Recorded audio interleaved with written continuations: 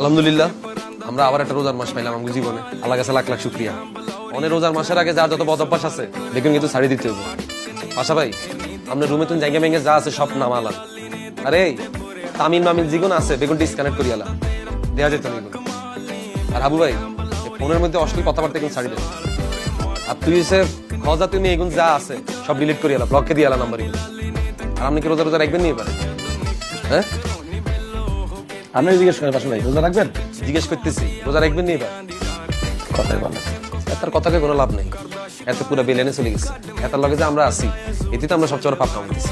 পাশা ভাই আপনি তো সূরা কালাম পারেন নামাজ পড়েন মোগলকে নামাজ পড়তে আছেন তো রমজান মাসে, কি আপনি মোগলকে জামাতে নামাজ পড়বেন না? কি হইছে ভাই আপনি কথা বলতেছেন নাকি? হ্যাঁ বোবাই রয়েছেন কি? এটারে কিচ্ছু লাভ নেই। এত পুরো বেলেনে চলে গেছে।